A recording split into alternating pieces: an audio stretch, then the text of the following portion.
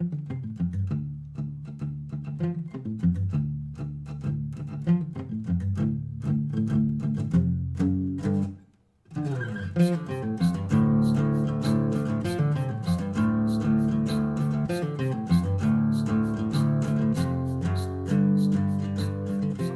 wrong with you? I don't like Palisades. They're just shit. I hate them. They're like... It's almost like we came up with something better and we stopped using them. And also like we stopped building castles because society kind of moved on. And also it's like, why bother with the Palisade when you can just burn it down? Like... You gotta get fire then. Yeah, but it's just like, just literally walk up to it and be like, hey, if I just got like a saw or something, we could probably also just saw the ropes. The archers in the meantime are burning hot oil on you. They can't, because there's nowhere for them to go, because the wall isn't made of wood. Like, the wall that sits there doesn't have room for any arches at the top, because the wood can't support them. Okay. So you just wind up with like, oh, we have a big gate, but it's don't not all a good gate. your guys need to come through the choke point then and make them easily killable? Well, that's sure, fine, in a fortress, but this is pre-fortress. This is just like, I have some big walls, but I can also just keep controlling hitting the flow of men. And information. That's right. And when you control information, you the control men. universe. Oh, okay. When you control men, You control that's a the spicy wind. meatball. First you control information. Then you control the men. Then you control the women. That's unsettling. That's gonna age like milk. That's U.S. politics, am I right, folks? Oh, fuck! Well, there it is. Okie dokie, I'm gonna cut that a lot, but maybe not all. Can you not cut me saying I think Trump is a cunt? But... Oh, that's a good vocal warm-up. Trump is a cunt. Trump is a cunt. Trump is... Actually, that is pretty good, actually. Oh, that's good. Great, okay. Hey everyone, welcome to JoJo's World. Good morning and evening, wherever you are. Good morning to you. Good morning and to you. to you. And good evening to you. And to that guy. This is JoJo's World. That it is. Our JoJo's Bizarre Adventure recap and discussion podcast. That's us. That's us. Today, we're talking about, what is it, episodes 17 and 18? We have one job and I refuse to do it. I got quite a few jobs, actually. You do everything on this podcast. 17 and 18? 17 and 18. Of Trigun, The best piece of media the ever man made. with 3 guns. That's not what he is. Or is he? And these episodes are entitled Rem Save Rem and Return to Life or something like that. Goodbye for now. Yeah. But you were pretty close. Look, we don't understand what words are, but that doesn't matter. These were good episodes. They're all good episodes. Potentially, the first one of these episodes could have allayed a growing concern I had with this show that they made it way too early before they had any story to tell vis-a-vis adapting the manga. Sure. But we'll see how that all plays out in the next 8 episodes or so. I can tell you right now, the manga doesn't do a better job than the anime does in terms of using this. Okay. So, well, it goes a very different direction that we'll deal with later. To put in explicit terms the concern that I had, we obviously spent the first 6 or 7 episodes mostly just doing largely inconsequential anime plots with some character details, but because they were bound to the direction of the manga, nothing super consequential could happen. Yeah. And obviously it's a 25, 26 episode season. Yep. So we're rapidly running out of road here for some substantial stuff to happen. Same. And I was worried that they, made the decision I could imagine them making being seeing those first few chapters of Trigun, seeing this Vash the Stampede guy, he looks really cool. We've got to make an anime out of this. Yep. And Which they did. They did that before anything had really happened in the story. Yeah. Well, yeah. I'm pretty sure they started making the anime when, Trigun Maximum, maybe 1 or 2 had come out. So that was after the initial magazine cancellation. Yeah, I think so, yeah. Right. So it kind of winds up with, you have 4 more omnibuy of volumes to get through. Because based on what I've seen so far, there are, some strong characters in this show. But there's not a lot in terms of overarching plot stuff that we've devoted time to. Yeah. And that can be fine for a show. You Yeah. can just have a little episodic season of adventures with some strong characters. But I feel like we've started to build towards something grander, and I just don't know if we have enough episodes left to do it justice. I can, as a completely unbiased take, who has said multiple times that Trigun's the best piece of media, I think it does an okay job. Okay. Because obviously, I think it, last podcast episode, we introduced all the gung-ho guns, which promises ostensibly a series of boss fights against a bunch of kooky characters. Yep. And, we've seen some seeds of it before, but explicitly these Seeds. episodes, we've widened the scope to include the Vash knives philosophical conflict and also boss battle involved with that. Yep. We've got whatever Wolfwood is up to, which could link into either of those. We don't know for sure yet. There's just a lot of ground to cover in 8 episodes left or whatever. And you know what else has a lot of ground to cover, Liam? Our Patreon. Who, every day, I'm pretty sure that they take milk baths and get the most pristine perfume put on them because, my Milk God, bath, mud bath. they're just beautiful people, Each and every one of them. Except for me. I'm Nick. Oh, you're one of our patrons. Well, I could be. I don't pay for our content. $50 a month. But did you know we have a new patron? Someone who I'm pretty sure, A rare treat. after taking their milk bath, they go out and give millions of dollars to charity because they're a philanthropic, beautiful person. Well, they clearly must do that before giving money to us. Exactly. Either that or they're a pro wrestler because their name is Trevor Cena. Trevor Cena. It could also be Trevor Senna, but I prefer Cena Sure. because I like to think that when you look at them, you think, oh When my you look at God, them. it's a perfect scene when I have seen them. Cena? I know her. So, just in my brain, I don't know why, do you think the word scene, like a movie scene or a television scene or whatever, came from the word scene, S-E-E-N? I'm not doing this. Like, do you think maybe I'm they not were just doing like, this with you. I'm going to go on my phone for a bit. and check if that's where it came No. from? Okay. All right. Trevor Cena, pretty good name. Not gonna lie. Yeah. And a pretty good Thank person. you for patronizing us. Yeah.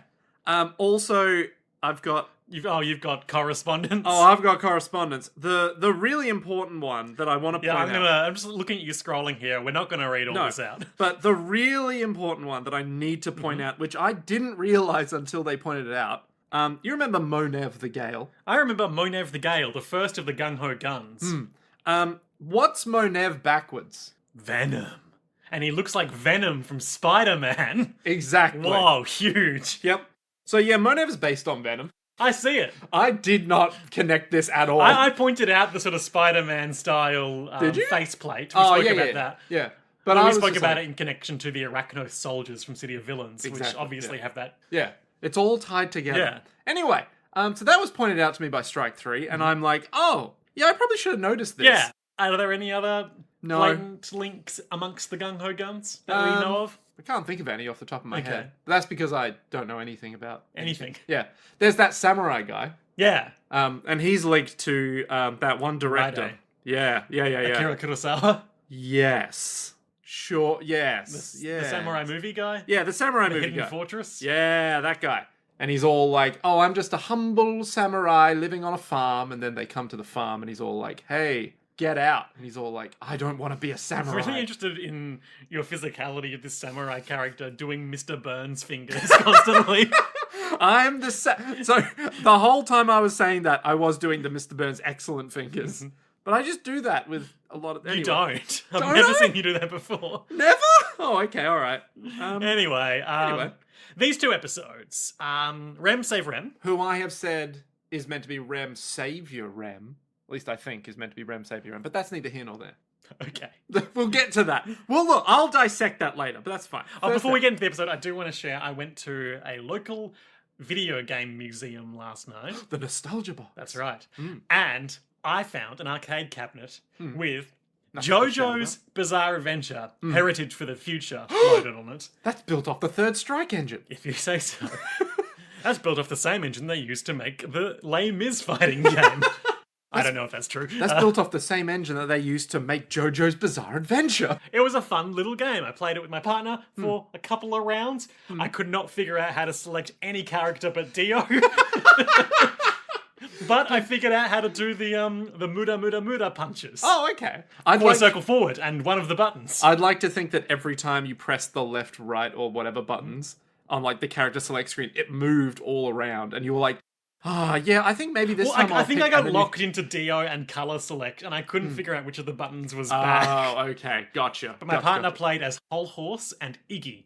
Very nice. Wait, as Iggy? Yeah. Oh. He's got a small hitbox because he's a dog. Yeah, that seems incredibly broken. And I think Pet Shop has a similar issue. Oh, is this the one where they, in the competitive scene of this game, Which must exist because, you know, the internet. Yep. They banned Pet Shop because his hitbox is too small, but his attacks are all too good? I'd believe that. Yeah. Based on what that character's like. Yeah. Because, like, I swear I've seen a video, because of course I have. Yep. Like, some video essay explaining the history of this game and how they were like, in the competitive whatever scene, they had to have banned this character. 30 years of rich history of JoJo's Bizarre Adventure fighting games. But yeah, there's a button that you can... It plays a little like some of the modern JoJo's fighting games, honestly. In that there's a button you can use to turn your stand on and off if you have a character like that. And then you have different movesets based on whether or not they're out. Yep. And then you get cool stand moves. I couldn't figure out how to stop time, though. I'm assuming I needed a lot of super meter or something for that. It has probably an insane input that's just like quarter circle forward, and then you go up top right, bottom right. It should be... Forward, honestly, back. it should just be full circle, because it's like a clock. Oh, that's way smarter. But that's too easy.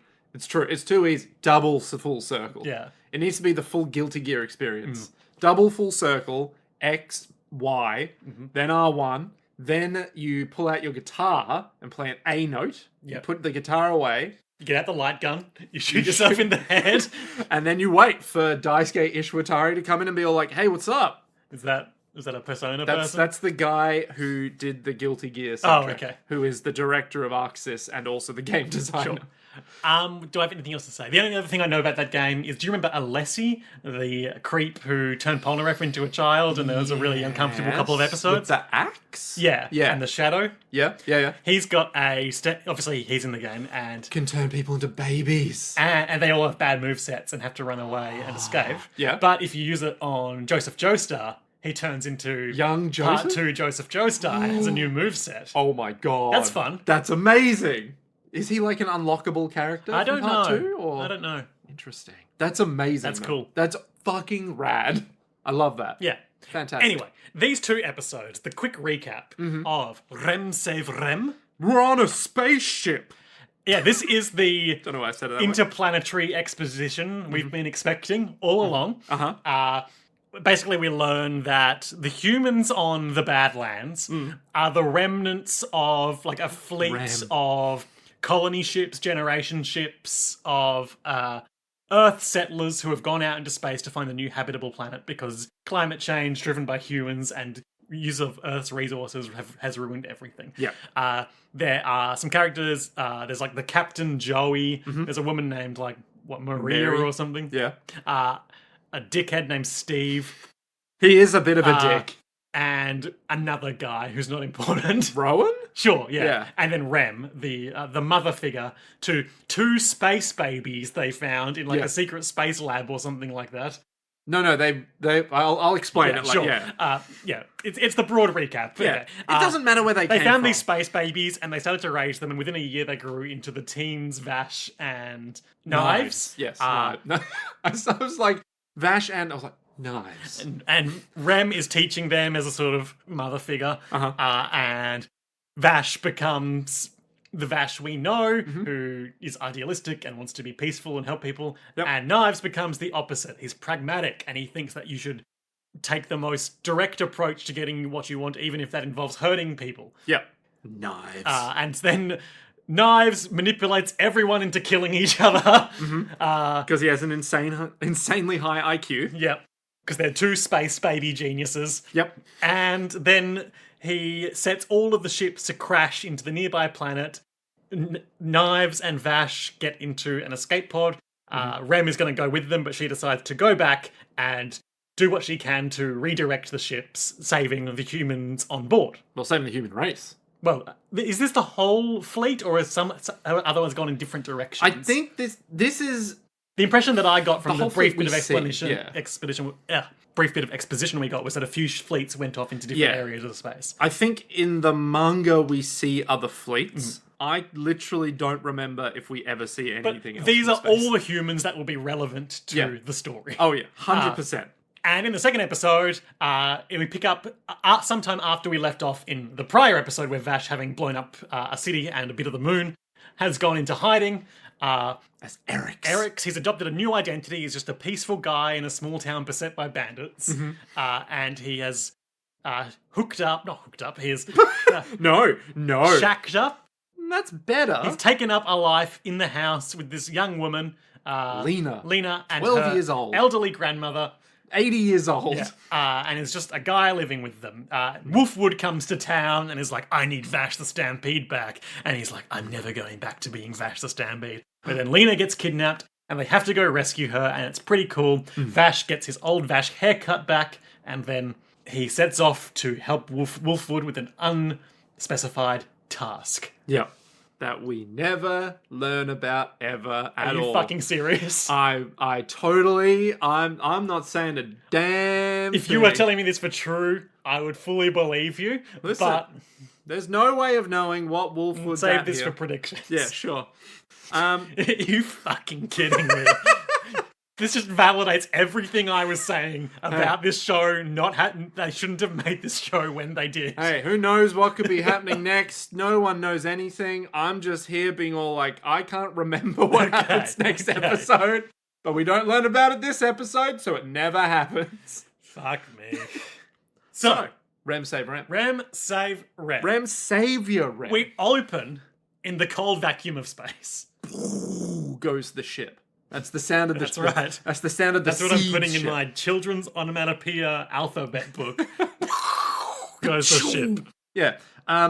So the big ship has seeds written on it. That's right, because seeds make plans. And plants help us And play. the ship fleet is carrying a mix of cryogenically frozen humans and the infrastructure needed to grow the plants that we've encountered a few times in this show. The huge colonizing, geoforming. Shall I just explain to you what the plants are? If you feel like we're ready. I literally don't think it's ever going to come back again other than when people say, hey, we're not human. So plants are like, in the manga, much more of a thing. Okay.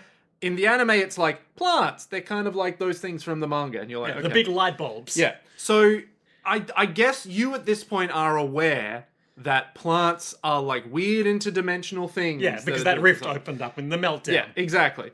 But in the manga, plants are interdimensional beings, like say Like Vash and knives, that also just sort of are just around. So they're just they're just aliens. more or less. Interdimensional. Yeah. They're like you know, in sci-fi when like aliens achieve a higher form of life and ascend beyond our earthly reality, physical reality. Like the Q from Star Trek, where they're just energy beings. Sure. Yeah. Like that? No, but Okay. yes, at the same time. They're like beings that can, warp space-time, basically.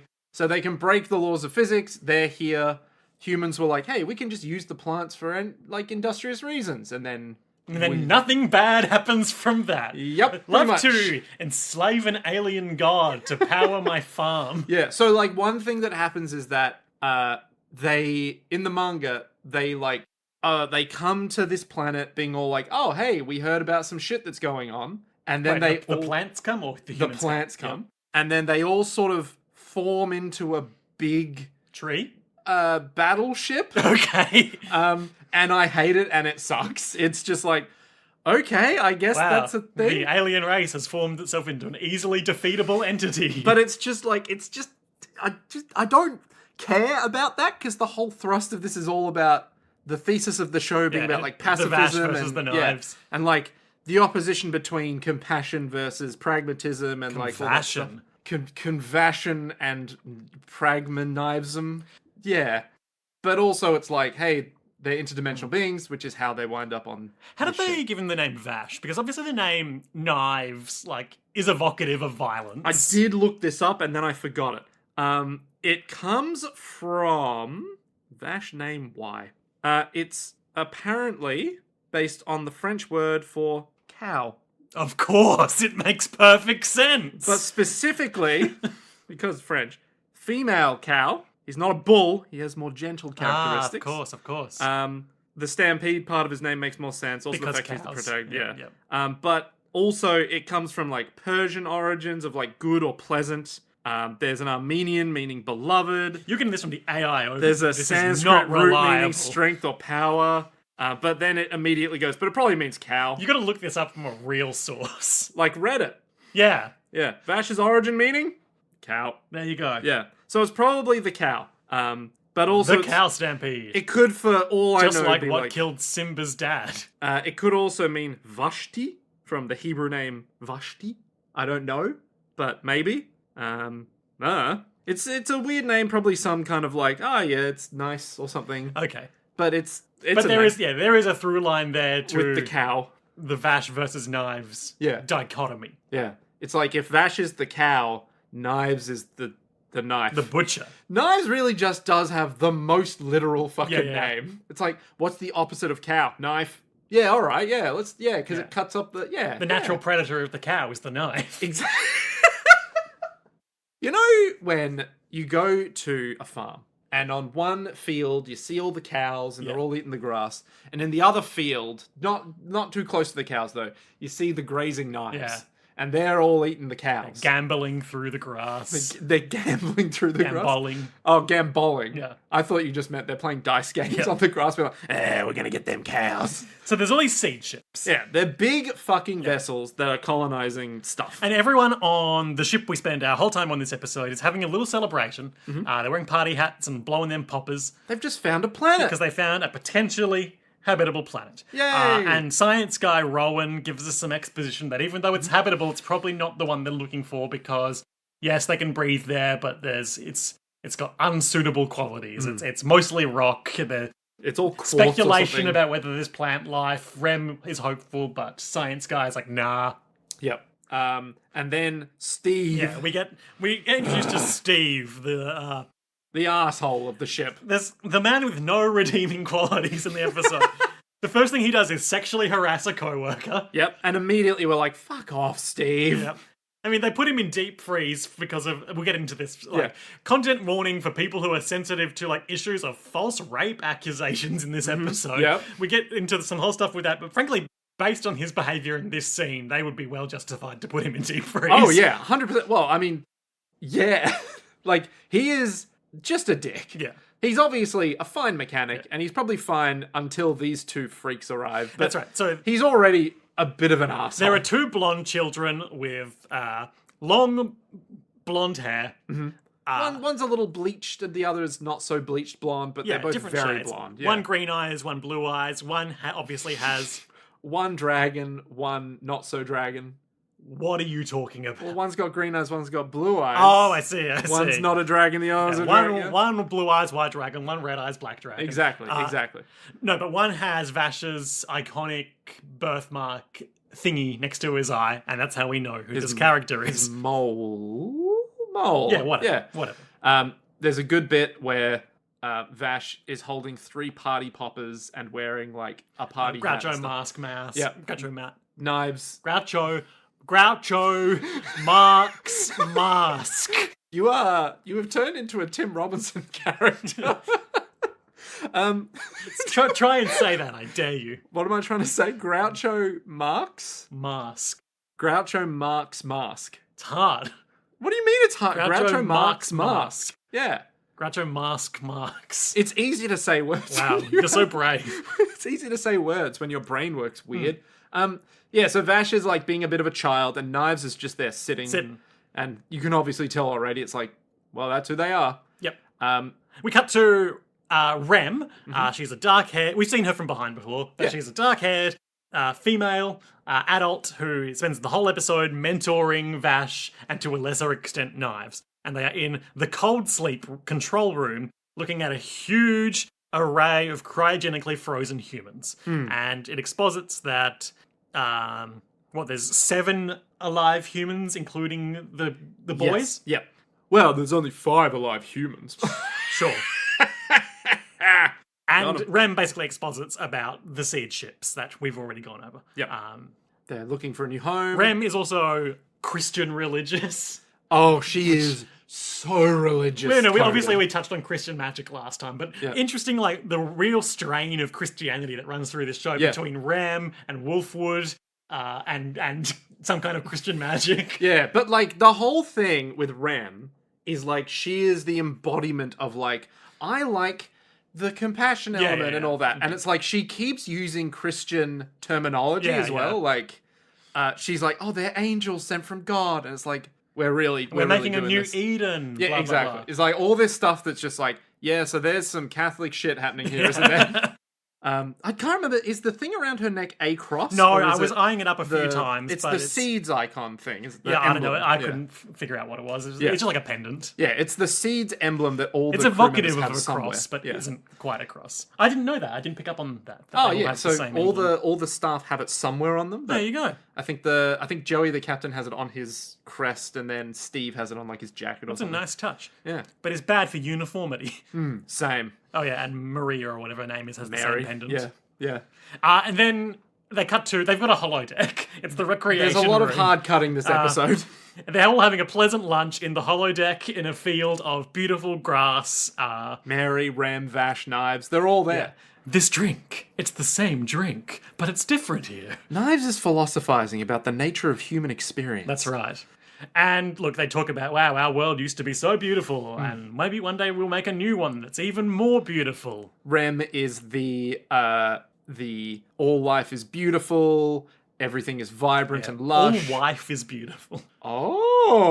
Yeah, she's like, everything's lovely, we love to be alive, everyone is okay kind of character. But as they're explaining what happened to Earth back in The briefing room. briefing Which is a room with like yellow sci-fi padding on the walls and a big hologram display in the center. it's got real, Alien, the Nostromo, the big ship. Sure. How when spoilers for Alien maybe at the end of the movie when Ripley goes into the big computer room and is all like mother and does all this stuff. Yeah, she's playing Mother on the ship's computer. And the alien's like, where the fuck is Sigourney Weaver? Ripley's all like, mother, what's going on? All the padding in that room is what this is.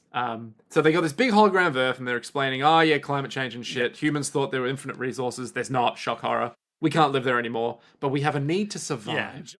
The state of our home, Earth, was so desperate, we had no choice but to leave. Mankind could no longer survive there. The entire population was facing death, so Project Seeds was drafted as a way to resolve this crisis. Rem, that's our ship, the one you told us about. Judging from the computer data, it looks to me like mankind is responsible for damaging the planet, right, Captain? I hate to say it, but it's true. Our young race believed the land and resources were unlimited, which led to gradual destruction. By the time they realized what they had done, it was too late. The planet could no longer take the abuse. If that's true, why did they come up with the idea to set this project in motion? The need to survive. Exactly. The behavior of clinging to life till the verge of death is intrinsic to all organisms. Survival instincts take over, dismissing shame in order to live. But is it right to live if it means such huge sacrifices? We make the smallest sacrifice we can think of at the time. Unlike the other organisms on the planet, we possess logic, the knowledge to minimize the sacrifice. Also, as human beings, we have the ability to right our wrongs. Hopefully we'll learn from our mistakes and start over in a new home. As we journey, we need to take time to search and think of ways to make everyone happy without endangering our environment. Joey talks about the intrinsic need to survive in all organisms. Joey's like the captain, essentially. Yeah, he's the guy who's running the ship. Is it all right to live even if others must die? Knives. Yeah. We make the smallest sacrifice possible at the given time. Unlike other organisms, we have the ability to reason and the knowledge to minimize sacrifices. And Ram's like, we also have the ability to right our wrongs and atone for our sins. Now, I wonder if that's going to be imbued In either of these in either of boys. these boys forever and will define their entire personality moving forward. I don't think these philosophical discussions are necessarily interesting for us to go over, but I'll drop a representative clip in just Yeah, because it's really just the first half of this episode is these boys having conversations that will shape their philosophy for the rest of their lives. Quite literally, it's like if Rem's whole personality was inside of Downloaded Vash, into Vash it would be the same person. Yeah. Like, it would literally be the same with person. less explicit Christianity. Yes, true. I wonder if that's why he likes Wolfwood. Well, it's interesting, right? Because Wolfwood has all this Christian symbolism. But he's the and stuff. dodgy priest. We Exactly. know this. He's like the anti. Here's what Christianity stands for, where it's just like, you're not very good at your job. But he still does the job. Like, it's that classic, like, rough priest archetype you see in fiction. Like, Yes, but he does kill a lot of yeah, people. but that's something that you would see in, like, a Western or maybe, like, Yeah. a martial arts movie where you'd see, like, a monk or a priest, and it's like, oh, I'm such a bad monk. And, Yeah. And I'm going to beat these guys up or shoot these guys in the action scene. Hmm. But afterwards, I'll do the rites and give you spiritual counseling. Well, yeah, but that's sort of... Well, there's a whole thing we could dissect Wolfwood with, Yeah. but we'll wait I until... mean, yeah, I don't know a lot about Wolfwood yet, obviously. He's just showing up one as an does. accessory to Vash so far. Yeah. But Who knows what his deal is? that's just the vibe I'm getting. Yeah. So, they're talking about Earth and, like, how humans should survive and whatever. And then there's Yada, like yada, yada. I actually really liked the transition. I think they're staying in the same room. But we cut from this brightly lit scene with the boys there to night, dimly lit scene, Joey and Rem Rem, talking about how ill-equipped they are to raise these boys properly. Yeah. Because they are not teachers and they don't have kids themselves. Yep. They're just feeding them information that the ship's computer can give them. Yep. They're just, like, a pilot and, like, at best And an whatever engineer, Rem is, a scientist a maybe? mechanic, I The think. ship's chaplain. Yeah, basically. Right? It's like, they're not here to... The ship's woman. I'm pretty sure this whole scene is just meant to be like, humans are deeply imperfect. Good luck raising the next generation. And we cut to the most deeply imperfect human of all on the ship, Fucking Steve. who believes that the boys are monsters and they should turf them into space. Which isn't incorrect. But the first half, sure, they're not humans. The second half, well, let's hold on a second. Because the other two minor characters explain to Steve that while he was asleep, the boys adjusted 3 plants on board, Yeah. which is something that would take Steve 3 days to do. What? Tell me you're kidding, Rowan. I'm fast, but that's still a 2-day job for me. What's with them? It's nothing to be surprised about. Their IQ is way above ours. Don't take it so personally. You should be glad they're willing to help. Maybe they're better suited for brain work than you, Steve. You need to lighten up on those kids a little. Cut the crap! Do you really want the ship left in the hands of those monsters? Just look at how big they grew in 1 year. It isn't normal. Those kids are monsters, I tell you. Monsters! Yeah, and he's like, look, that's a massive job for me. That's crazy. They're only a year old and they're already like 14. Yeah. That's crazy. I mean, they're not human. That would be a little jarring. But, like, Yeah. so far they both seem nice. So far, sure. Yeah. But Steve Just because is- one of them is a monster. Well, he's not a monster yet.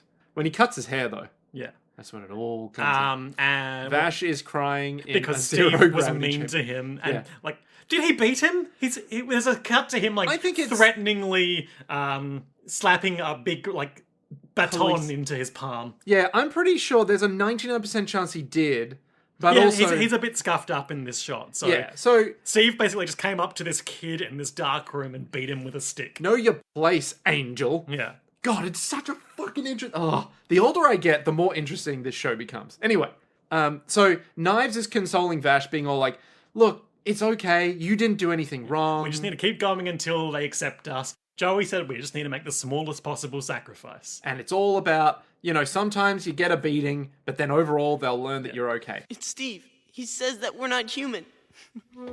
He hates me. I know it's hard to understand, but to these people, we're just uninvited guests. We only need to be patient for a little while until they accept us. But Rem said that we could stay here. Do you think she feels that way? Remember what Joey said? We have to make the smallest sacrifice we can think of at the time. If we can do that, we can get through anything. Then we get there's a more nice shot. Christian fucking Yeah. symbolism. They're back in the holodeck, and the shot is framed such that the boys are at the very back of the shot, lying on the grass, and Sort of blurred out. foregrounded is a branch with a big red apple on it. God. And apples symbolize The Biblical, biblical. God, he apple tree go tree not sin. Tree not sin. Tree not sin. Apple sin. apples represent the cheese under the big box that God propped up, and we're like, Don't you sin. He put the snake, and that's the stick holding them. And if they listen to the stick going, go on, big boy. Have yourself a little bit of cheese then, why don't you? I don't bloody mind if I have a little apple. Tink, bam, right under the cardboard box. Get out forever. But I'm inside the box. Yeah, you're in hell. I mean, yeah, now. between all the talk of making a new Eden, the Yeah. Lush Garden hologram, and the big red apple, Yep. we're not being subtle with this one, are we? No, look, Yasuhiro Naito. Is it Yasuhiro or I can't remember. I don't know. Naito, the guy, the author, everyone's like, so he's Catholic, right? he's Catholic. Yeah, it's such an interesting take as well, because it's like all the themes are there of, like, you know, Christianity and stuff, but they're all warped in some way, which is like, oh, it's so interesting. And they have a barely metaphorical conversation where it's like, wow, we eat the plants, the fruits of plants to survive. Do you think someone will eat us someday? No. Literally, that's what they Rem say. said that we're going to make a new Eden. And then we hard cut to Knives in the cryo room with Steve beating the crap out of him. At least according to Rem. Don't you remember? She said they're making a different kind of Eden. Knives! What the hell are you doing in here?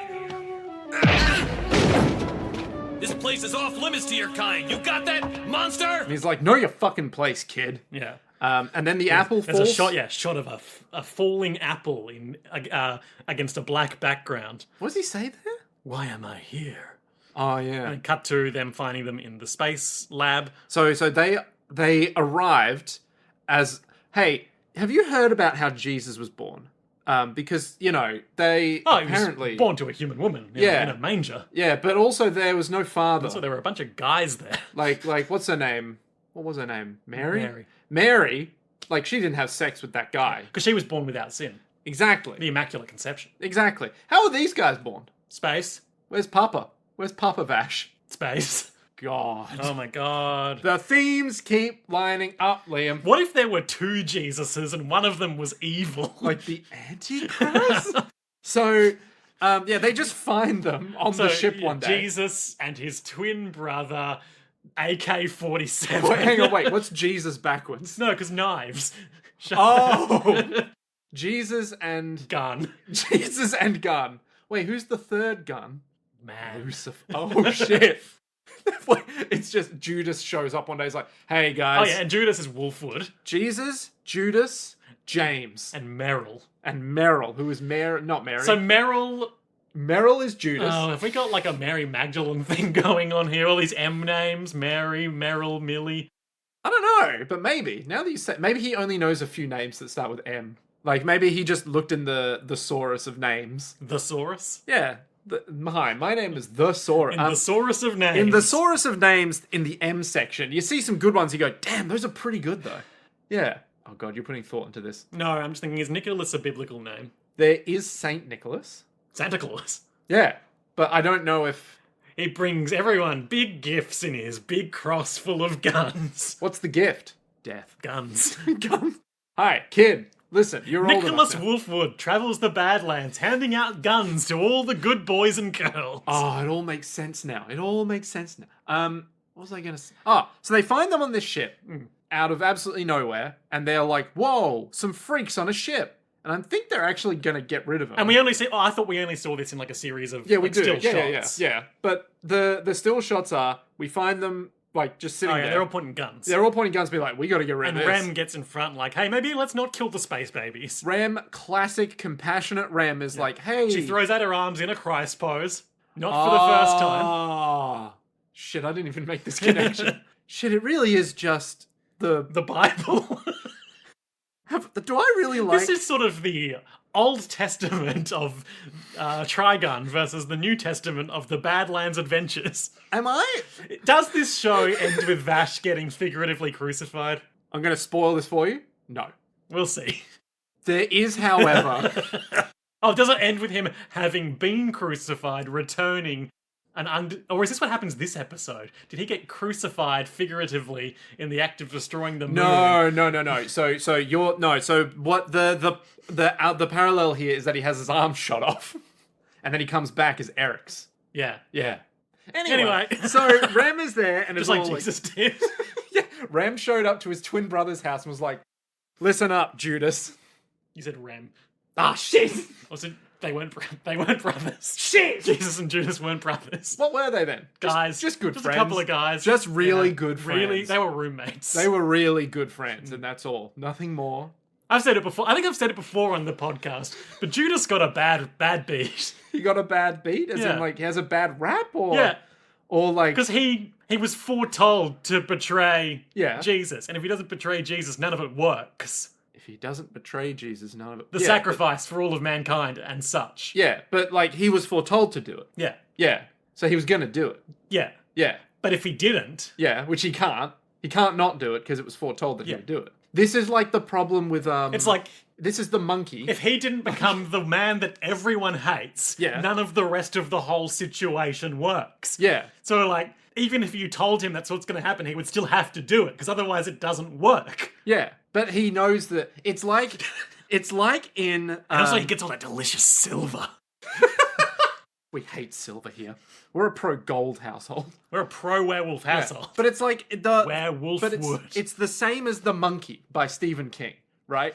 Where Go on. where the monkey makes the clappy clap and then someone dies, right? It has to happen. But how it happens... JoJo's don't World know. releases its most blasphemous episode yet. Listen, I'm just saying Stephen King wrote the Bible. Monkey, the Bible, They're all the 9/11. The Dark Tower includes the Bible Probably. as its main reference point for us to latch onto the metatextual references, okay? That's how it works. You're just saying words. Well, you got... Look, listen. So anyway, Rem is gives giving... them a haircut.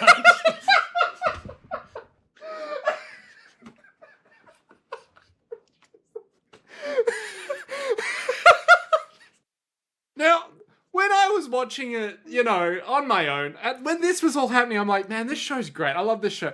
When you dissect the cuts of what's actually going on, it does seem like just a smidge more ridiculous. And she's like, wow, we can cut your hair so it's standing up. And she gives him the Vash haircut. And he's worn it ever since. Yep. For reasons that, as we go further on in the show, I think you will go, okay. Plot load bearing haircut? Pretty much.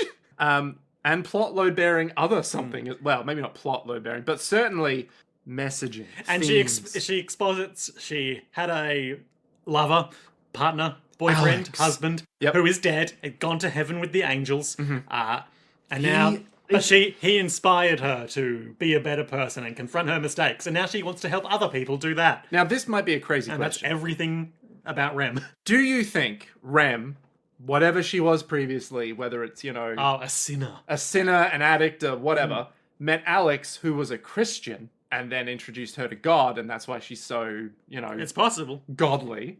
Or do you think that she was just like, man, Alex is cool. I like Alex. I guess we'll never know. Impossible to say.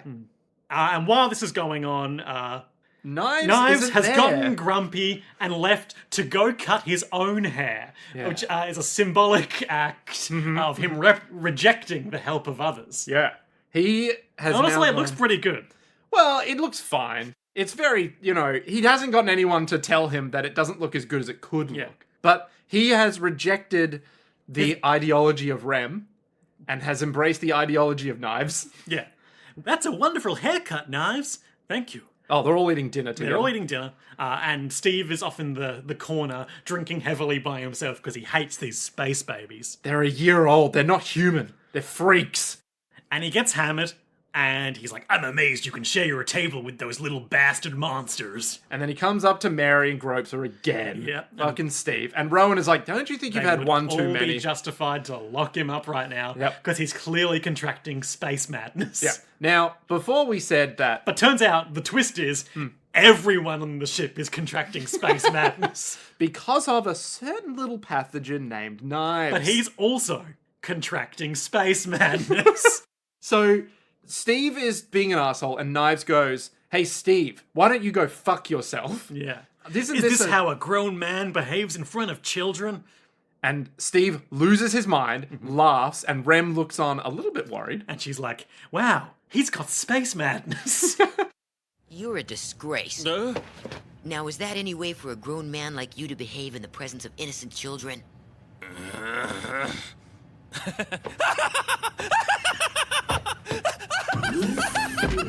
He sure has been acting crazy lately. It's because he's afraid.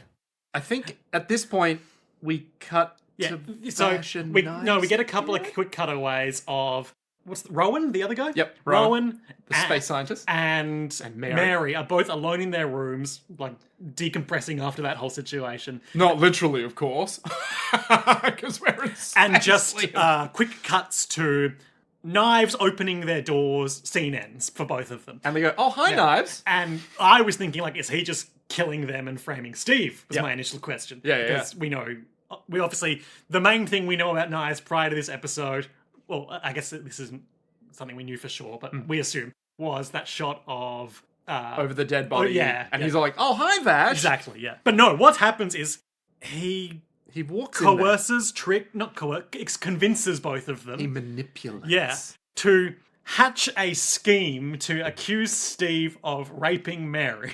He uses humanity's imperfect, flawed, twisted logic against them. On the basis that he's becoming erratic and dangerous and... Yeah. And he's impulsive, he's sexually harassing everyone, he's being an arsehole and drinking too much. Like, Steve is just a loose cannon and he needs to die. And, look... Or be locked away. I'll talk about the bad parts. Yeah, of I'll it. talk about the things I don't like about that in a sec, but Yeah. there's just a quick scene in the holodeck. That is the thesis of the show. Yeah, which is they're looking at a butterfly trapped in a spider's web with the spider moving towards the butterfly, and Vash is pondering how to deal with the situation. So he's like, I gotta free that butterfly Yeah. because it's life and it deserves to live. And Knives reaches forward and crushes the spider. So there's a lot to unpack within this, which they start doing. And they're like, hey, Yeah, I wanted to They say... both turn towards the camera and explain their philosophies. So That was the easiest way to stop him. You wanted to save the butterfly, right? I didn't want to kill the spider. I wanted to save them both. What are you talking about? Unless the spider caught the butterfly, it would die of starvation anyway. You can't save both, don't you know that? It's not right to make that choice so easily. Both of them are living creatures, Knives. So you should... But I'm not wrong about this, Rem. If you just keep saving the butterflies, the spiders will die. Yes, but... Wanting to save both is just a naive contradiction. And what would you have rather had us do? Just stand and think about it? In the meantime, while we do that, the spider eats the butterfly. What's wrong with you, Knives? Don't you understand? I wanted to save both of them, you idiot! Vash is on the side of all life must be preserved and you don't have the choice to kill the spider because I want to let both of them live. And Knives is like, that's naive optimism, you idiot. Yeah, because if you just save all the butterflies, the spider will die anyway. Killing the spider is just quicker. So if you wanted to save the butterfly, just do that. And it's like, but it's not your right to take the life of the spider. And it's like, then the butterfly Vash says, dies. I want to Like, save both of them. I want to find another way. Yeah, and it's like, but there is no other way. And then Vash, in true philosopher fashion, tackles him to the ground and is like, I wanted to say both of them, you idiot! They've become individuals. They're different now. They're not compatible because they've cut their hair. And they look, there's a good shot of them looking opposite sides of the frame, side on, and then a butterfly flies past them. Yeah. Yeah. Ships in the night. Different Yeah. people. Massive. But so then we return to Steve in like a straitjacket as it's declared that he is being relieved of duty and subjected to deep freeze until they find a planet where he'll stand trial. Spider. Sinister shot of Knives without his eyes in the frame, you know, and we all know what that means. Yep. You know, grinning, and there's a lot of back and forth. Steve is insisting as they're loading him into the cryo tube that he didn't do anything, please believe me. Rowan says, I saw him go into Mary's room. Mary says, he raped me, straight up. Didn't expect them to just say that blunt. No, it didn't happen, as we learn. But, like, for a show made in this period and targeted at the sort of teen audience, didn't expect that to just be straight up said. Oh, it's straight up said. And Rem is saying, well, shouldn't we have a fair, proper trial before we just do this to him? And Joey is like, listen, we the could law. try and save the butterfly, but we gotta kill the spider. In order for us to function as a group, we need law. It protects all of us from harm. The entire team must understand this. But maybe it wouldn't hurt to hear his side of the story before we freeze him. Rem, He raped me. No! I didn't do it! And so they put him into a freezer, and he's like, but I didn't do it, as he's being frozen. I will say I really liked the shot of Mary. Yep, Mary, yep. Biblical name. Interesting. They're all biblical. Where she is saying, Rem, he raped me. It's a shot of her from the chest down, face out of shot, but the top half of her face, with her glasses obscuring her eyes, anime style, is reflected in the Just like the steel table. table in front of her. Yeah. That's a well-framed shot. I just don't really like this plot contrivance. You don't like the trope that I don't makes like- it out as though fake rape accusations are more common than they actually are. And obviously, very problematic. in this show, it's presented as a bad thing that Knives has done to manipulate these people into doing this. So it's not like it's saying, "Oh, that's a thing that certainly happens to people." But it's still an uncomfortable. You had to pick that. It's rarely a thing that I've seen done well in fiction. Yeah, but this is the thing. I'm reminded of a show I haven't watched called Go on. The Rising of the Shield Hero or something like that. Okay. Which is one of your dime a dozen isekai animes. Okay. And from what I understand happens in that from various posts and videos I've seen, is it's one of those, you get reincarnated as one of the legendary heroes in the new world based on your video games sort of thing. Classic isekai. And they all get different weapons, the legendary heroes, and he's the shield hero. He's got a shield, which is defensive and Chast. relatively passive, blah, blah. And there's like the bow hero and sword hero or whatever. One of the first things that happens to him is the princess falsely accuses him of raping her and ruins his life. And she's a villain for doing that. And then he eventually has adventures and, reclaims his prestige and honor and such and such. And then once he's done that, he would be legally justified to put her to death. Right, but he doesn't. He simply has her name legally changed to bitch. He did the right thing. Awful. Terrible. Whereas here, And then I think she becomes part of his harem as well. it's just. Don't make shows like that. It's not good. Whereas here, at the very least, it's like it's not good. Yeah, we understand that. Yeah. Anyway, long story short, they put Steve in the deep freeze. Yep. And Rowan is like, and I messed with his cryopod, so he'll never wake up. Secretly, after the trial, Mary and Rowan meet up, and Rowan proposes to Mary to be like, "Hey, we're in love," and she's like, "Marry?" No, I don't want to. And then we get some cuts to. There's a lot of quick cuts here right now. So many cuts. There is like the public conversations and the private conversations being intercut. Yeah. So basically, Rowan and Mary's like, I don't really want to marry you. And Rowan basically tries to blackmail her into marrying him because they're accomplices in this scheme now. Yeah, because I changed the freezer so that he's dead now in the freezer, not just frozen. And she's like, what? I didn't want him to die. And he's like, Yep. well, then marry me and you won't have to get... And then there's a gunshot from the chamber they're in. Rem runs over and Joey is monitoring via the bridge or security room or whatever. The feed's off for some reason. I made sure that Steve will never wake up again. I readjusted the freezer. I didn't mean for us to kill him! I guess now that means we're partners.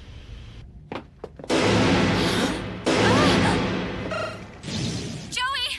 What's wrong, Rem? And so Rem gets in there and Rowan has shot Mary with to death with a space gun. These space guns.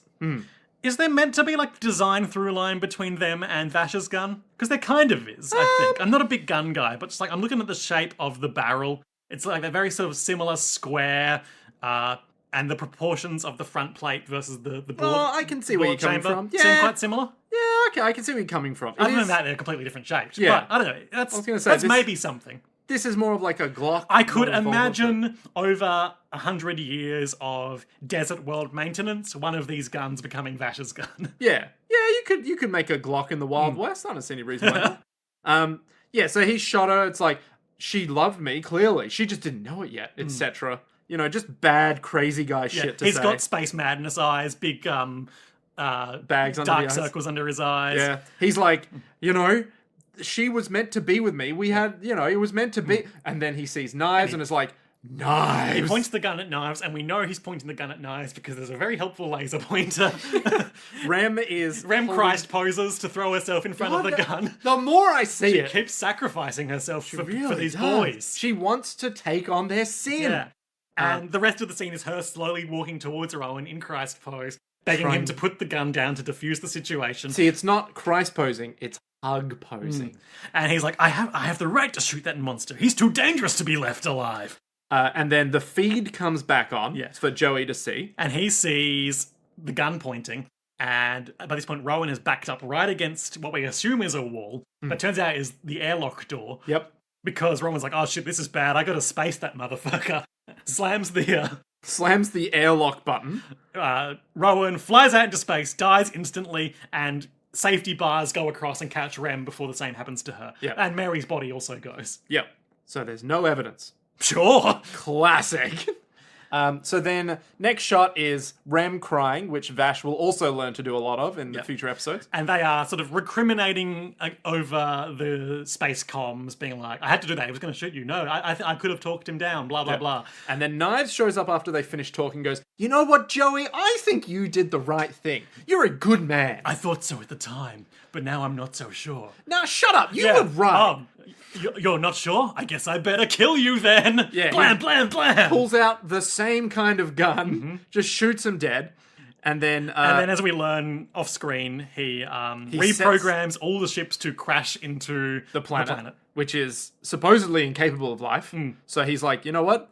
All the humans are going to die. This is going to be great. And all the lighting around his face has gone full...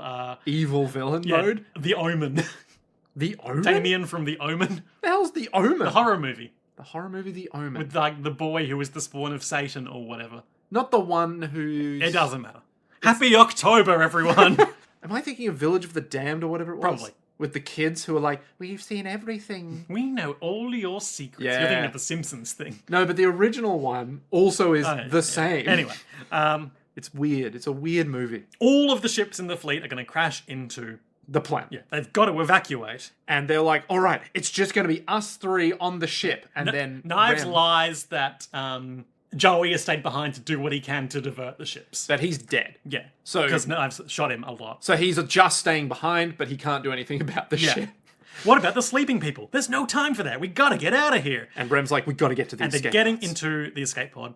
We passed by all the frozen people. Yep. We passed by a bunch of other escape pods, which we won't need. And both of the boys are in some familiar looking spacesuits, like what we saw That weird guy. them wearing who in was- that flashback Yeah. of Knives standing over someone's body. Oh, that's weird that Yeah. was happening in a previous flashback. And Ram also in a very different spacesuit, but the same. It's blue because it's for girls. Oh, and the other ones are red. Yeah. For men. And also the through line between the red of that and the red of Vash's regular coat. That kind of... Actually, that makes less sense to me for reasons in a future I mean, it episode. doesn't have to be the same garment of clothing, but I think there's a deliberate like color theory thing It going needs on to there. make sense. So, yeah, basically, they hop into the ship and Rem is starting to look back and she think... decides that the people need the best chance they have to make the life. So she's going to sacrifice herself and go back and do what she can to... She can't stop the ships from crashing, but Yep. she can make them land a bit more stable. So she T-poses in front of the planet. That's right. So she thinks back With the to power Alex. of God and space on my side, I can stop these ships from crashing. You can't stop anything. I have the power of God and anime on my side. Yeah. So And they are both locked in the escape pod, and Knives is like, well, Vash, I'm evil.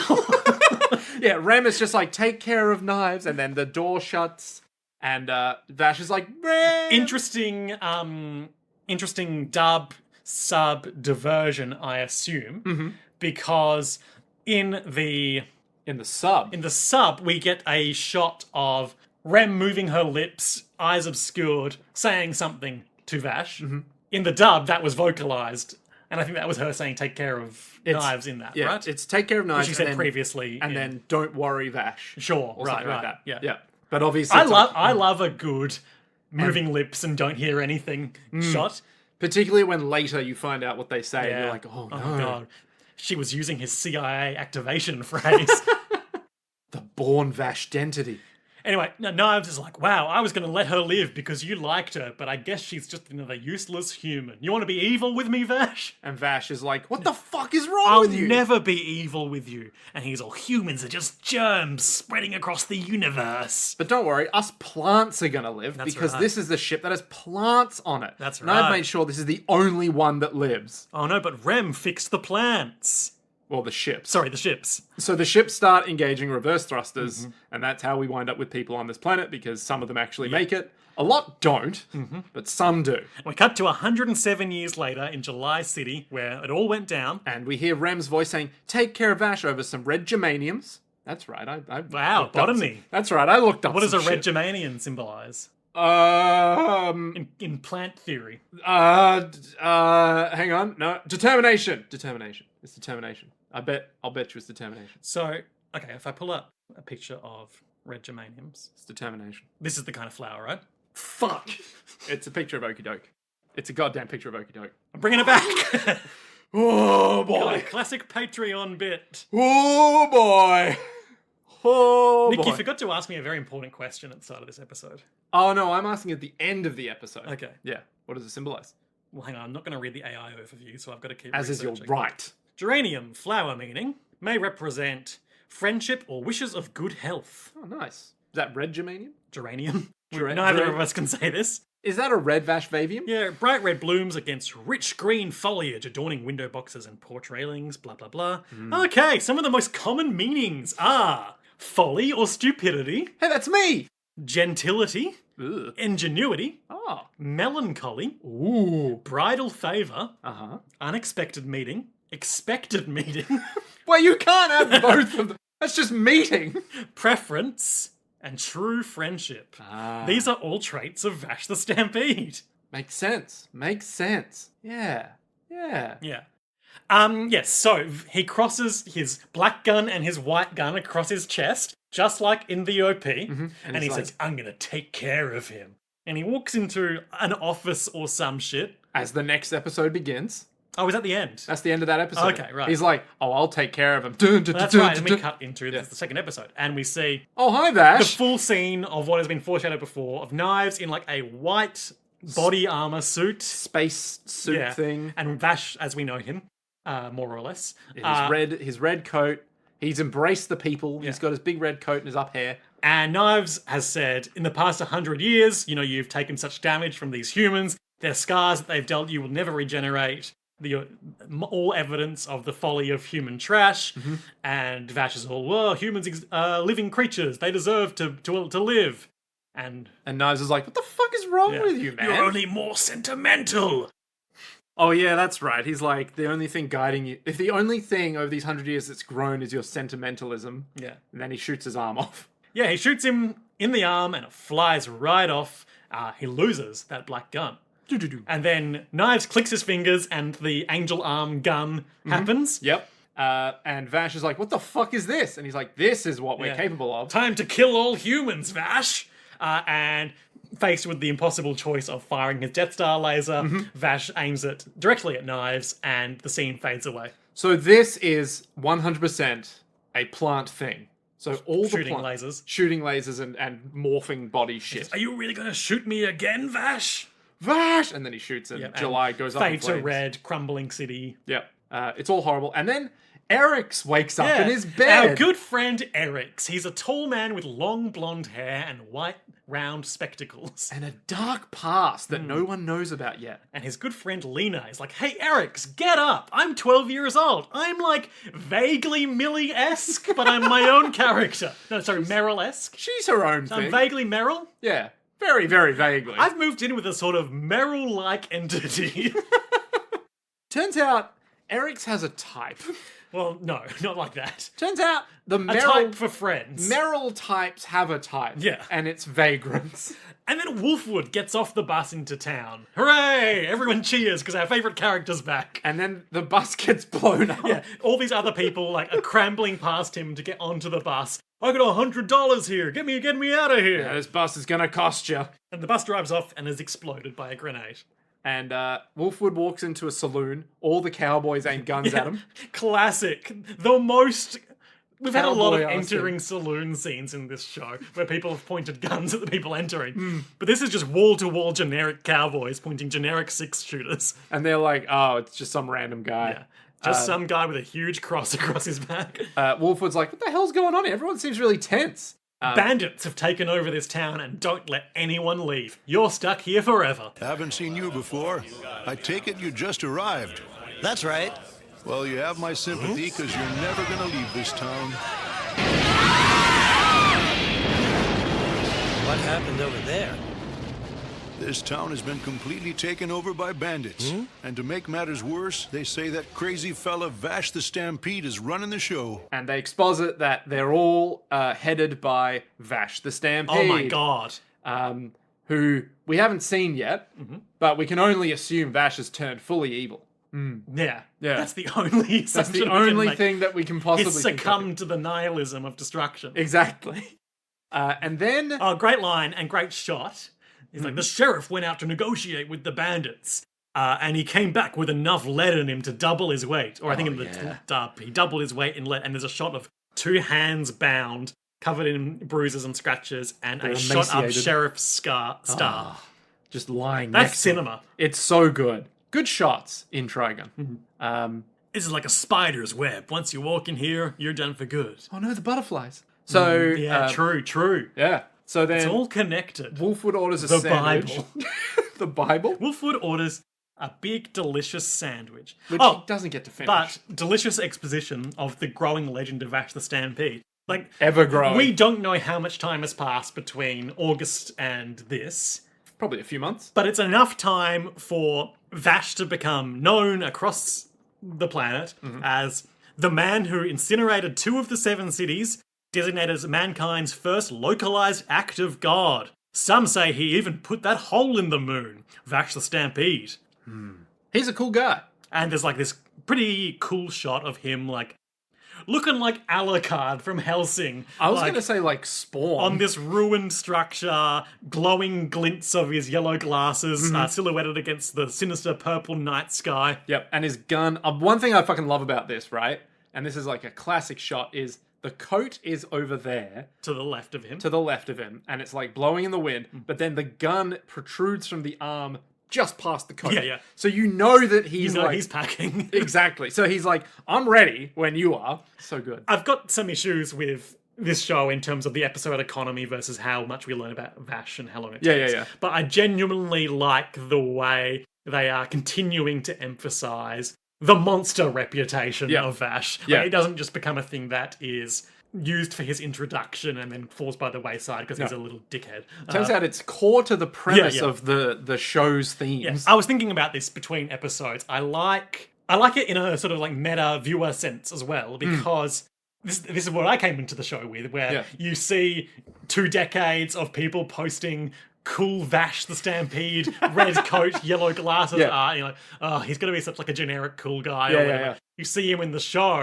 and it's like, oh, this guy fucking sucks. And then you get through the facade, obviously Wolfwood has told us about the facade that he puts on, the fake smile.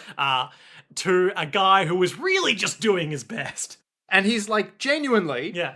He's so fully equipped to be the monster, but he chooses not to be. I like that. And you're like... And then they just undercut it by making him a serial sexual harasser, which is what he learned from Steve on the ship. Oh, it all comes back to Steve!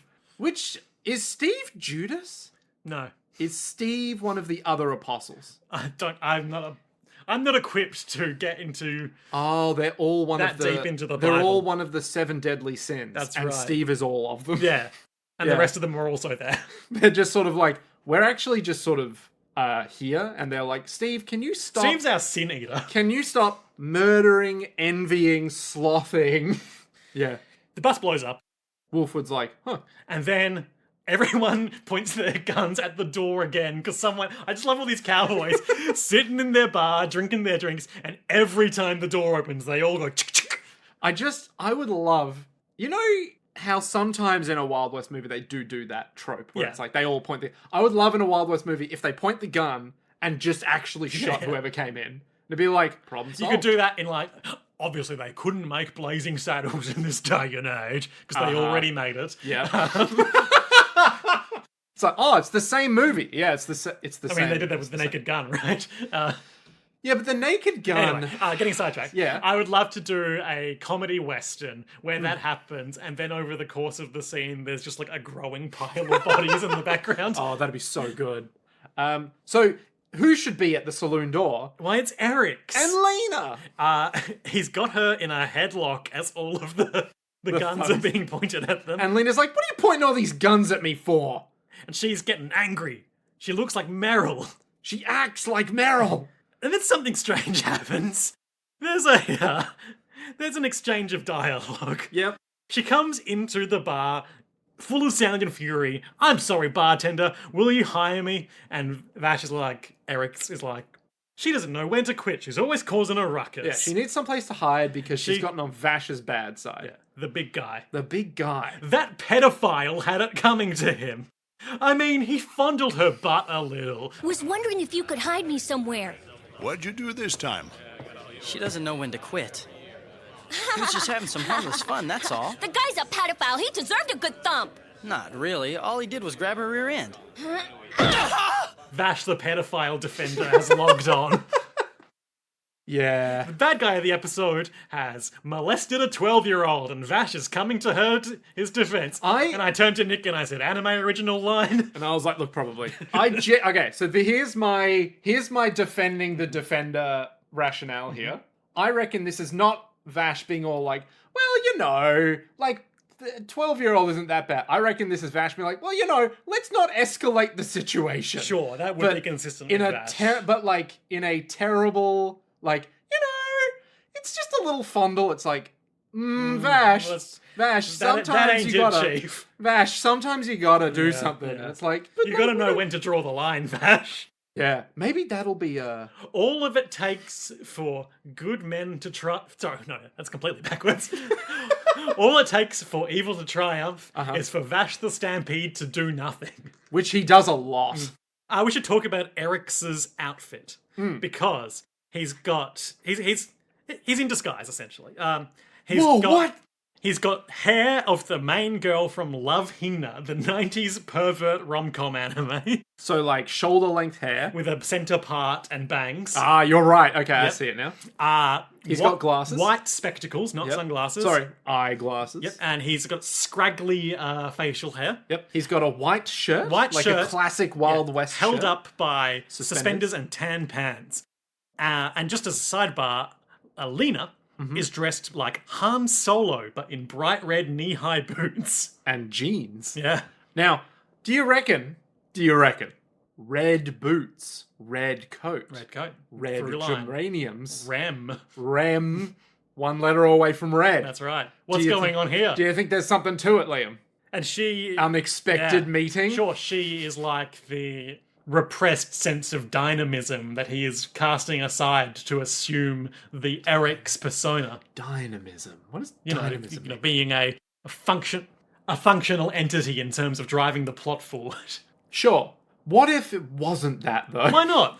I mean, not in a literal sense. I'm not saying she's part of his psyche or anything. I just mean in like a literate sense.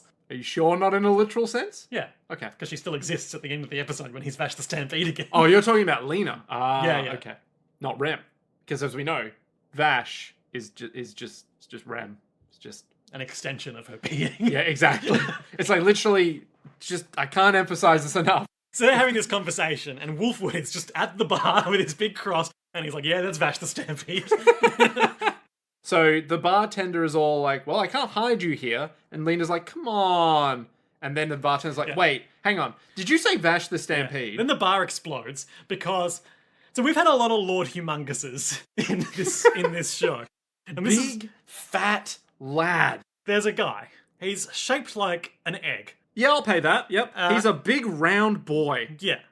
He's got he looks like the younger brother of the guy from the first episode, honestly. But with a more grotesque face. Yeah. He's just like he's like an egg stacked on top of another egg. He's grimace coated. He's grimace maxing. One of his arms has been replaced with a grenade launcher. Oh, fuck, he really is grimace coated. And he's got an eye patch. Yep. and his teeth are all gross. He's got a shit mohawk. And he's outside in his war rig, and he's like, "You gotta bring out that girl." No, use his real voice. You've got to bring out that girl. That's his voice. Yep.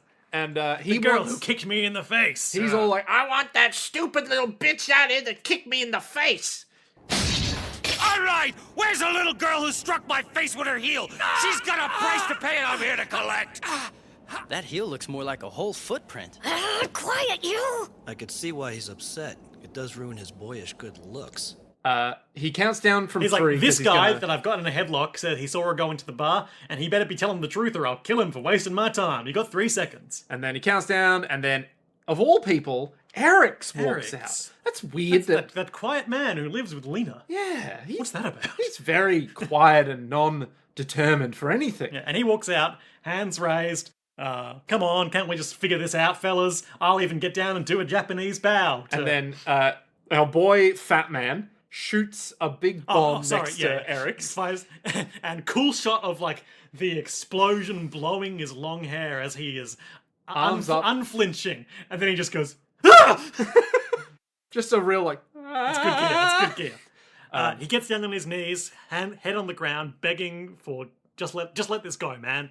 And He's then like, I'll only do that if you get on all fours like a dog, buck naked. you gotta do his voice, Liam. I'm not gonna. I think that would literally shred my throat.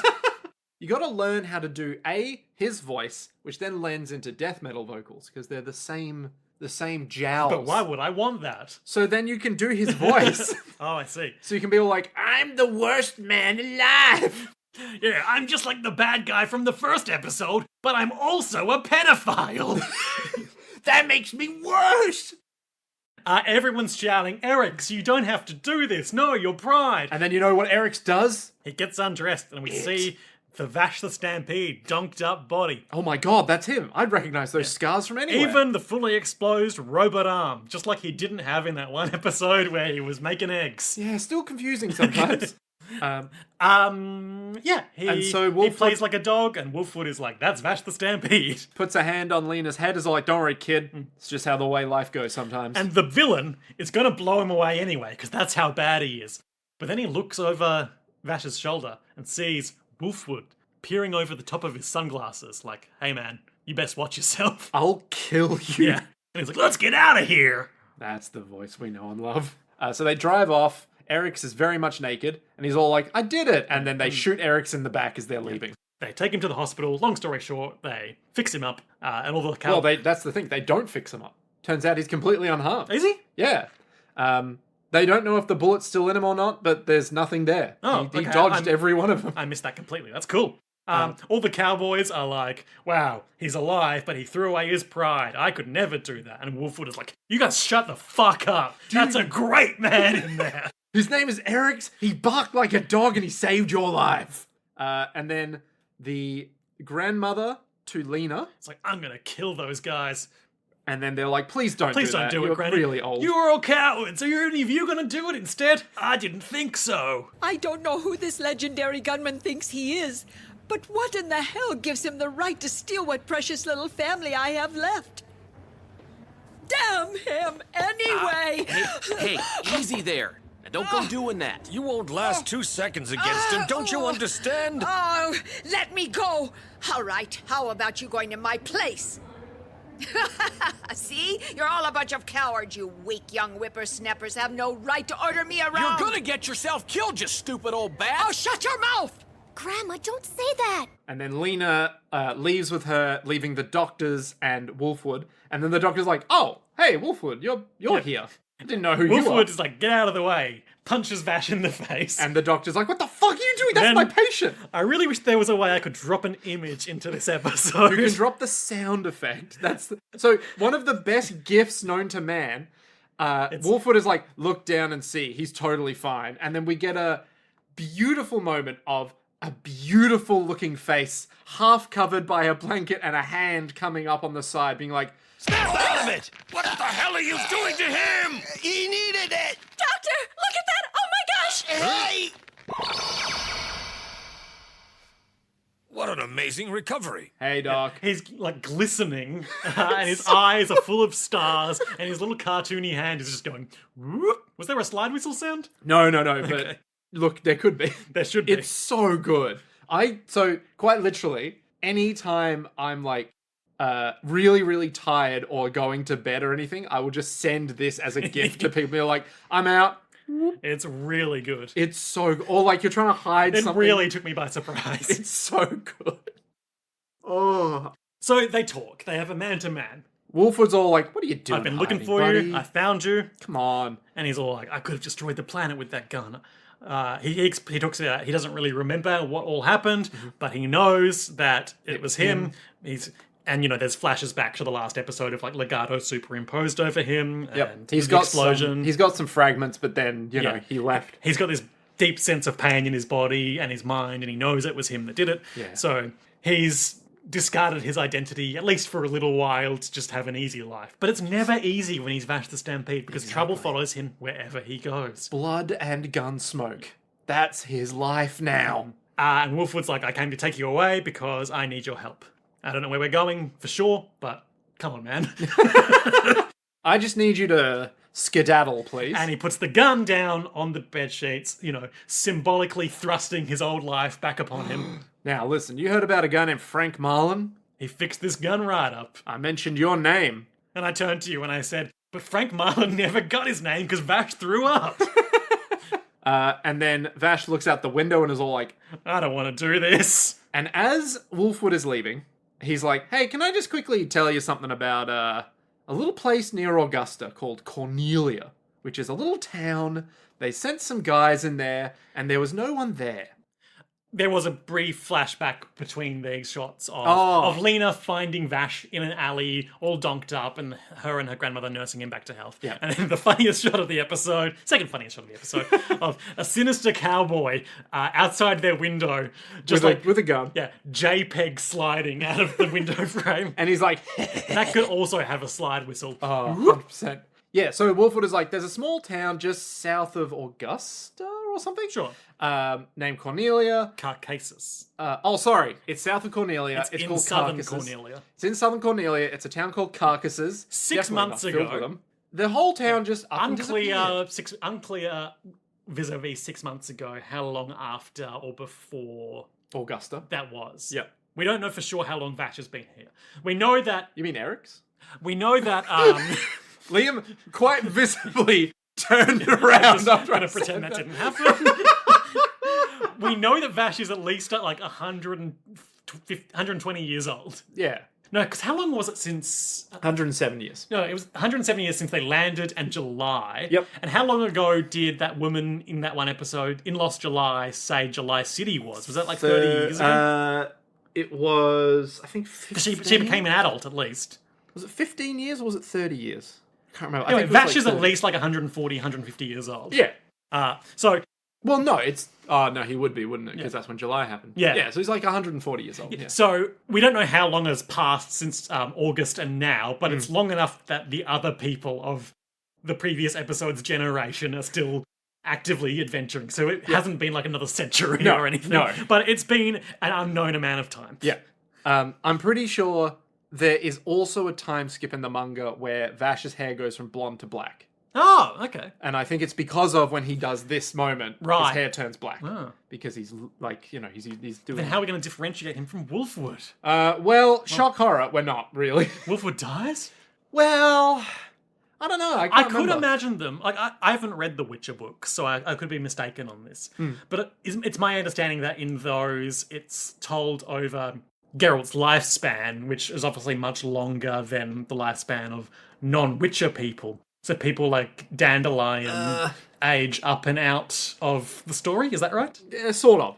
It definitely, more time passes than like the games where obviously no one really ages. But it's definitely not like generations of people. It's more like, hey, it's been a few years, we're doing some stuff. Okay, right. Level. Yeah. But also Geralt is always the same and he's always sad and... Yeah, just like Vash. Yeah. Weirdly, in the games, Geralt says stuff, but in the books, he doesn't say shit. He's just like... I'm the Witcher. Yeah, pretty much I that's got it. one sword for monsters and one sword for you. The other kind of monsters, which is people. Just like Vash, who had one gun for not shooting people and another gun for shooting knives. One gun for men, one gun for plants. Yeah. Knives is the plant. Yeah. No other plant, just that one. Yeah.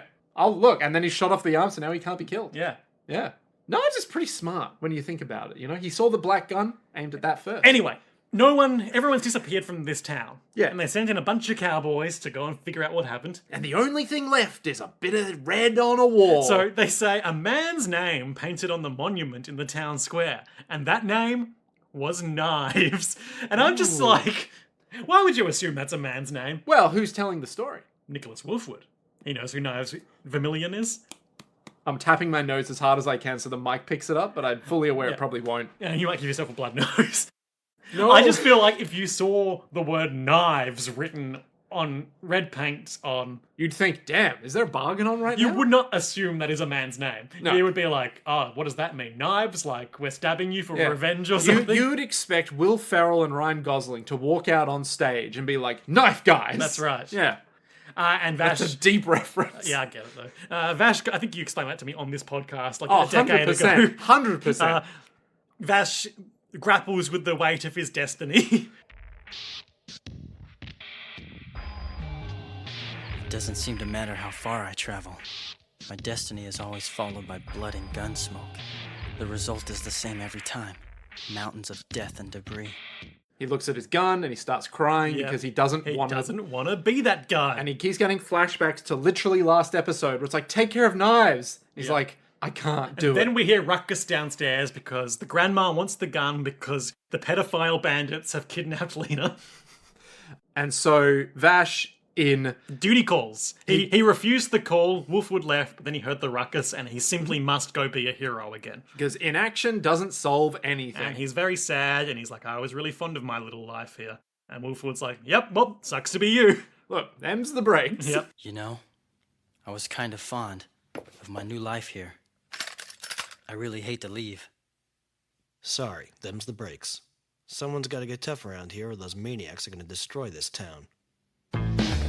And they walk. They're going cowboy mode. They walk towards a big manor. Gunslinger maxing. Yeah, and there's a bunch of AK-47s jutting out of the manor's various bullet windows. And they start chatting with each other like, well, looks like there's about 200 guys in there. Wolfwood with his big cross slung over his shoulder, and Vash with his big gun stuck down the front of his trousers. Well, there's about 200 guys in there. It's a shame. It's about 100 of us each. You know, I feel bad for them. And then Wolfwood unveils his big minigun. I thought it's like a Gauss cannon on the side of his cross. No, so it's a big machine gun. Oh, okay. It's like you know those old MG42s? I don't, but... So a big machine gun that were like in, you know, the World Wars, they had the big long barrels. Sure. And they were like ka-dunk, ka-dunk, ka-dunk. Okay, so we see this in action. It is a machine gun? It is a machine gun. Because it looks to me like the Fallout New Vegas or Fallout 3 Gauss cannon. Yeah, okay, all right. So we've seen two compartments on this thing now. The one that's full of pistols. Well, that's both sides on the cross. Oh, yeah, sure. Yeah. And then the top is the machine gun. Mm-hmm. And the bottom, who's to say? It's the thing that Wolfwood... The thing that you hold. It's a little injector for Wolfwood. It's so that when he knows he's going to lose, he's like, there's no way out of the situation. Cyanide. It's where he keeps his portable chapel. It's where he keeps the gun... where when he thinks he's going to lose the war, he pulls it out. Yeah. And he looks in the mirror. He writes down a note for his wife, Yang Meryl. Lee, Meryl, who we know are hooking up. And then just... and then just, you know, it's problem solved. Yeah.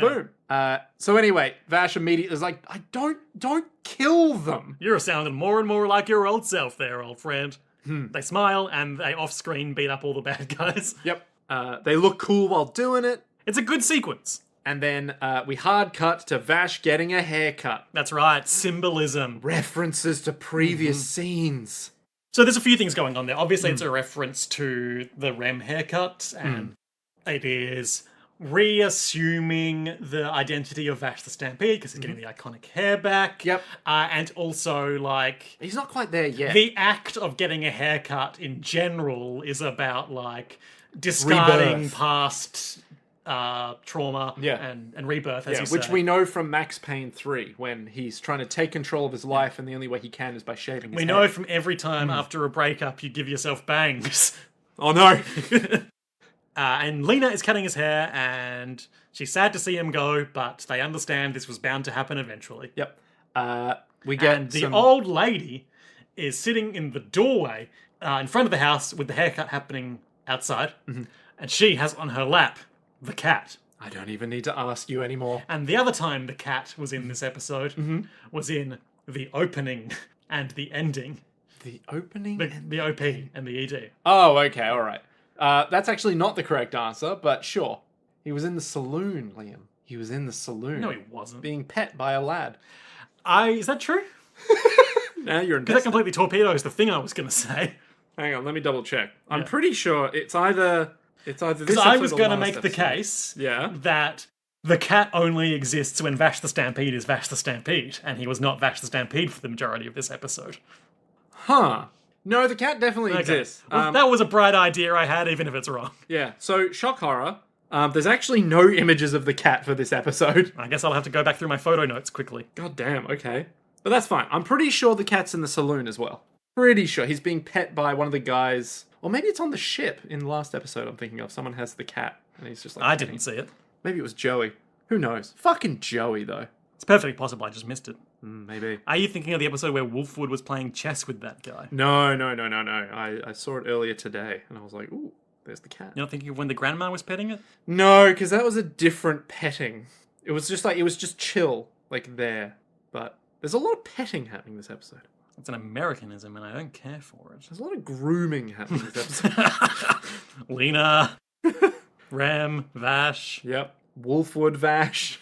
Knives Vash? Well, look, I didn't see the cat at all until either in the flashback episode or when Vash had discarded his identity. So until you can prove me otherwise, listener, that's when the cat that's what is real. I'm insisting is the case with the cat. Yeah. Thematically. So Lena gives little old Vash a haircut. The grandma's talking with Wolfwood and being like, in our heart of hearts, we knew he'd always leave us and go back and kill fools. There's a flashback at one point of the grandma talking with Eric's being like, if there's anything we can do to help, please let us know. And he's all like, no, there's not. There's really not. Like, if you come with me, you're gonna die. And then there's more flashback, like, images while Lena's finishing off the Lena final puts haircuts. on the very cloak she just used to cut his hair, getting hair all over herself, I'm sure, and is sad, and he hugs her, and they leave. The end. You could end the series on that note, and it would be fine. Would it be? We haven't even... I mean, you would have to... Okay, let me rephrase that. Yeah. You could do that beat to end the series, maybe after resolving a couple of the other hanging threads. Yeah. And it would be a fine ending. It would be a great ending. Yeah. But I think it ends even better. Highlights and lowlights. My highlight is Vash becoming Vash in the spaceship with Rem, with the butterfly and spider conversation that they go through. That's the thesis of the whole show. Great. It's a great bit. I love it. Yep. It's so good. Because it's like, impossible situation. There's no way out of it. Solid stuff. Good shit. My highlight is so much more surface level viewer stuff. My highlight is Wolfwood and Vash's cool guys walking towards doing a cool action scene conversation. Vash putting back on his old persona. Do you like the bit where it undercuts the being cool for like, I said not to kill anyone. Like the little bickering. That's part of Vash's old persona, dude. It's true. It's all consistent. It all makes sense. My lowlight is the fake rape plot. My lowlight is watching Steve grab Mary's breast as the first introduction to him as a character. Well, now we know everything about him, right? Oh, we really do. Okay, lay it on me. What do you got for me? So, Lee, I think I don't have to ask you where the cat was, because I think you know where the cat was. In my heart. In your heart, you know where it was. No, the cat was in my heart. Oh, the cat was in your heart. Yeah, okay, that's fair. The next episode is entitled Legato Blue Summers. I got 2 eps for you. We're at the point where Vash is now self-actualized again. Yep. He was already self-actualized, but now he's doing it again. But this time, he's like, I can't take an action. I have to do something. I have to deal with knives again. Yeah. So I got 2 eps for you. Yep. The first one is the ep entitled Hang Fire. Hang fire. Hang Fire! And I don't know what that means. And the second ep, entitled, and I think you'll enjoy this one, Flying Ship. Interesting. Interesting stuff. That's the name of the episode. Is this a two-parter? That name feels like it could be a two-parter. Nope. It's okay. It's just Hang Fire is one episode and Flying Ship is a second episode. So, and this will be episodes 19 and 20 out of 25-ish. Out of 26. Okay. I feel like Wolfwood has joined the party now. Okay. Previously, he was like, you know, when in the JRPG, when someone temporarily joins your party, but you can't unequip any of their items because they're just like a guest. Yep. He's in the party proper now. He's along for the ride. You can now modify his equipment, his skills. You can change him to a white mage. Okay. Turns out he's got a lot of faith, so he's really good at that. Yep. Makes sense. So much to delve into. He's got this request for Vash to help him with something. I feel like that's not going to be immediately resolved because they've got to get to wherever that is. Yep. Okay. So they have to go somewhere. Doing that could just be resolving Vash's plot anyway, because Wolfwood ultimately wants everyone not to die. Sure. Right? So it could be deal with the legato or the knives problems, or it could be his own thing. Yeah. So next episode will be travel along the way. Mm-hmm. Hang fire. I'm going to pull on some old Western tropes. Okay.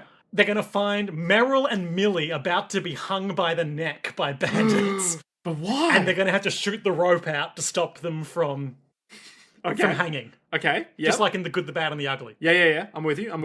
Why are Meryl and Millie being... Oh, they've just fallen afoul of some bandits. Oh, okay. You insurance ladies better give us your money or we're going to hang you. But we don't have the authorization to do that. It's just like the first episode. Yeah. But this time, it's not around their bods. It's around their necks. Yeah, I forgot. Honestly, I forgot that had happened already. They're doing the same trope, but this time, the stakes are higher. Yeah. Yeah. And what do you think's going to happen in the second one? Flying ship. Oh, and also there'll be a gung-ho gun involved. Oh, okay. All right. Because we've got to start getting through these gung-ho guns. There's Listen, like 12 of them. We don't got time to get through 12 gung-ho guns. Yeah, what do you reckon Flying Ship's about? There's a flying ship of some sort. Pretty good guess, Yeah. I'll say that, yeah. I feel like if anyone's going to have a flying ship, it's got to be one of Knives' boys. Okay. If Knives has boys, which I doubt because he hates all humans. Okay, yeah. And is Legato working with Knives? That's a question. Because they both want to kill all humans. No, so Legato explicitly, we were told, is working for Knives. Oh, when were we told that? When he was like, my master Knives. Oh, okay, I missed that. Yeah. Or just forgot about it. Yeah, so literally Legato is one of the puppet boys. Not the puppet master, but the puppet boy of Knives. So Legato is like, I've teamed up with Knives to kill all humans. And now Legato's like, I'm going to kill all the humans. Yep. That's what he's going to do. Great. So maybe it'll be another fun romp. Another gung-ho gun. Maybe the sniper guy's on some sort of flying ship, and it's like, oh, we got to deal with that sniper, but he's all the way up there. Vash, can you shoot him from here? I sure can. I'm really good at that. Yeah.